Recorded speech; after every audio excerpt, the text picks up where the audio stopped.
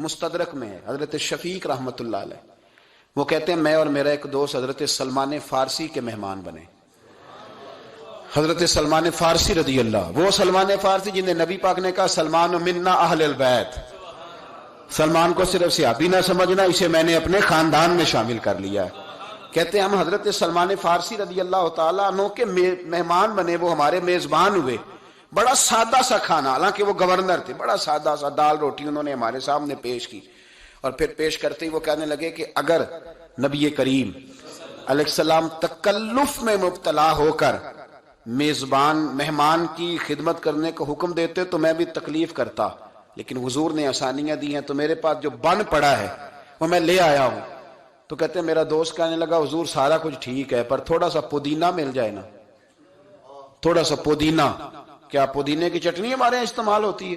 کہ چلو تھوڑی سی پودینے کی چٹنی سمجھ لیں، پودینہ تھوڑا مل جائے نا جی تو ذرا میرے لیے آسانی ہو جائے گی کھانا کھانے میں، تھوڑا پودینہ۔ کہتے ہیں حضرت سلمان فارسی اٹھے باہر گئے۔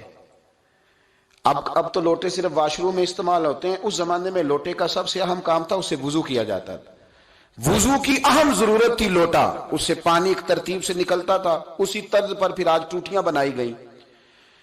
لوٹا پیتل کا ان کے پاس تھا، وہ بیچارے گئے، پیسے نہیں تھے، وہ لوٹا جا کے گروی رکھا اور جو پیسے ملے اس سے پودینہ خریدا۔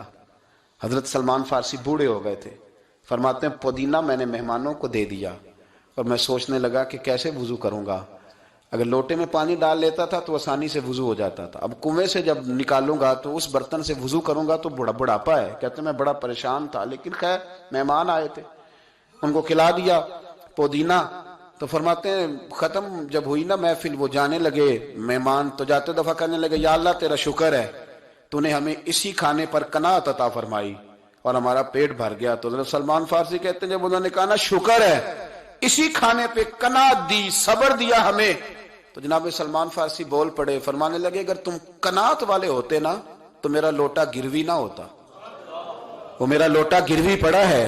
اگر تم قناعت والے ہوتے تو میرا لوٹا گروی نہ ہوتا، تم قناعت والے نہیں ہو۔ قناعت والے ہوتے، گیا رشتہ دیکھنے بیٹی کا، اور جاتے اس نے بڑی لمبی تقریر کری ہے کہ جی مجھے 3 کپڑوں میں بیٹی چاہیے، بڑا اللہ کا دیا بڑا کچھ ہے جی، ہم تو بات فقیر لوگ ہیں، بچی کے صرف طلب ہے، کسی چیز کی ضرورت، بیٹی مل گئی جس نے بیٹی دے دی اس نے، یہ سارا لیکچر اس نے پڑھا ہے۔ اور میاں بیوی کھانا کھا کے آ گئے، اور پھر آتے ہی گھر فون کیا کہ اب نا میرا داماد اور میری 2 بہویں آئیں گی، وہ بھی روٹی کھا کے آ گئے۔ پھر کہا 2 ننیال کے رشتہ دار، 2 ددیال، اور لیکچر وہی ہے، روٹین ہے، وہ رٹے رٹائے جملے ہیں کہ جی بیٹی 3 کپڑوں میں چاہیے، آپ کو کوئی تکلیف نہیں دیں گے، ہم تو جس نے بیٹی دے دی اس نے رکھا کیا، سبق وہی ہے، وہ پکا رٹا لٹا ہے سبق ہے، وہ ساتھ ساتھ پڑھ رہا ہے۔ اور 6 دعوتیں اڑا لی ہیں۔ غریب آدمی کو جب کسی کی روٹی پکانی پڑتی ہے تو مشکل میں آ جاتا ہے۔